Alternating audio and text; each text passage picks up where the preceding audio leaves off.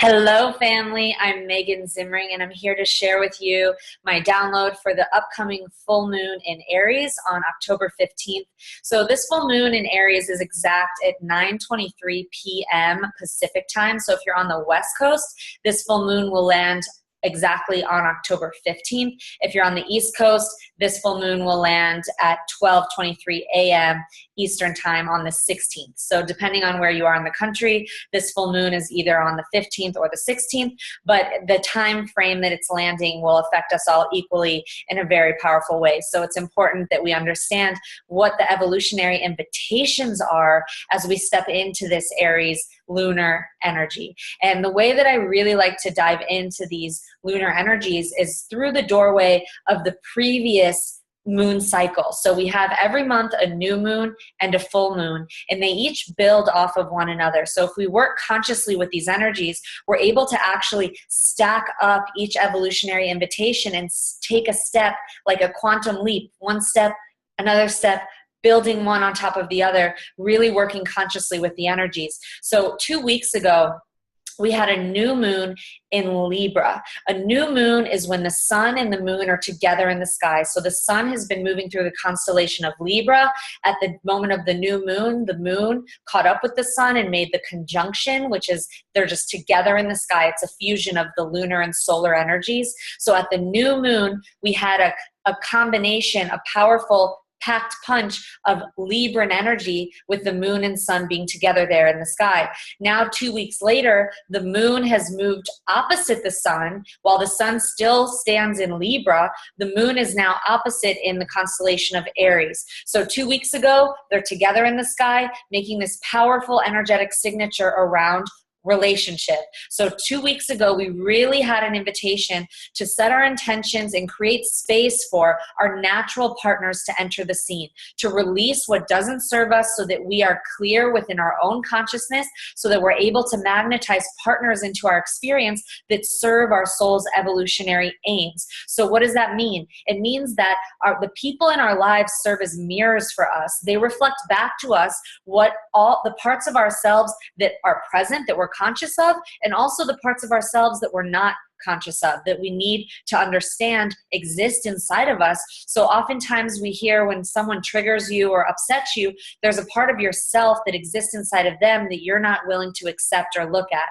So the Libran energy is actually a really powerful time for us to view our relationships and our friends and our romantic partners and our family members, all of our relationships, as these powerful mirrors that serve our evolution in this lifetime. And there's hardly anything that's more powerful than that, to have these people in our experience that catalyze us to evolve, to shift, and to grow in ways that we couldn't without that mirror. So if you think about yourself in relationship, there are so many moments where, we feel that we're operating on full throttle. We're 100% healthy, and we're aligned, and we're taking steps in the direction of our purpose.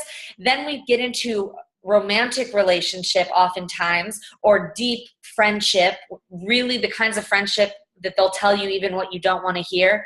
The deep kinds of partnerships in our lives will bring up our stuff oftentimes. Right? The stuff comes up so that the things come up that we don't realize were there before those partnerships came into our experience, right? We think we're operating, we're healthy, we've released everything we need to release, and then imagine a partner comes into your experience and suddenly insecurity comes up, or fear arises, or controlling, you become controlling.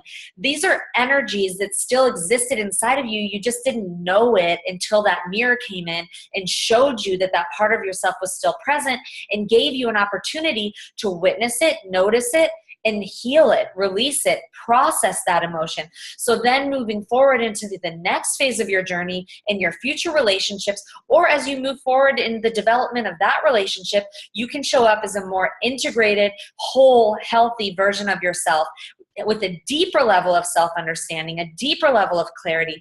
And that's the greatest gift that relationship gives us in this lifetime. These soulmates are our mirrors. They serve as catalysts for our evolution throughout the whole of this lifetime. So thank you, thank you, thank you, partners. Let's feel that energy. So that during the new moon time, we really were processing that and understanding what people in our lives are serving as mirrors for us in a healthy way, and what people in our lives may not be serving us well anymore. Have we evolved beyond particular relationships? Can we move on from relationships that no longer serve us in order to create space for relationships that can catapult us into the next phase of our journey? These are questions we've been asking ourselves. This is very intense energetic times that we've been in.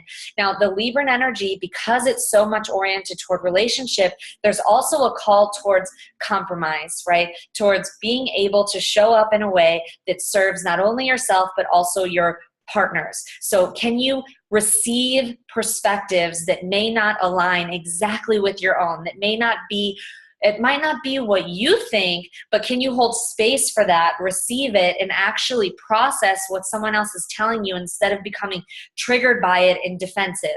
So the Libran energy is a call for compromise. It's a call for finding the middle ground, for finding the bridge that can tie you together, where you can meet in the middle. So beautiful. We need that. We need to be able to compromise and find balance, harmony, and peace in our relationships and in every aspect of our lives. Very, very important. But oftentimes a trap with that Libran energy is that for the sake of not losing our relationships, or for the fear of losing our relationships, we don't always speak up and speak our truth. Sometimes we hold too much space for what other people want and lose ourselves within the context of relationship.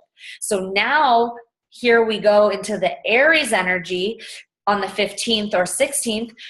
We have a call to claim your truth. Speak your voice and be yourself, especially within the context of relationship, because the sun is still in Libra. There's still an energetic focus on the arena of relationship.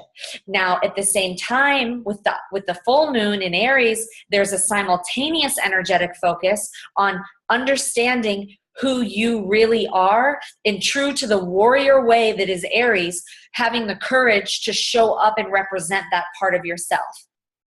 Powerful time, scary time. Not only is this full moon in Aries the sign of the warrior, the daredevil, the pioneer, requiring fierceness, courage, bravery, but it's also conjunct, meaning right next to, the planet Uranus. Uranus is the revolutionary. This is rebellious energy paired up with this warrior energy. When the warrior meets the rebel, can you feel that? That's fire.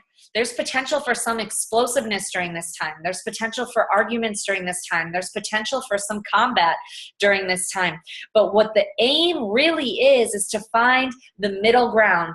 Because that sun is still in Libra, we do need to have an orientation or an aim towards cultivating peace, while we also are being true to ourselves and being courageous enough to speak on what it is we truly want. Not only to speak on what it is we truly want, but to assert ourselves and claim it in the world in a way that honors ourselves and honors our relationships. So who are you really?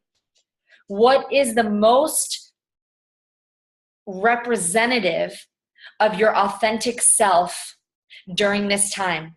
In every arena of your life, how can you show up and take the reins of your own experience? How can you become the leader of your life once more? Have you given up too much control to other people?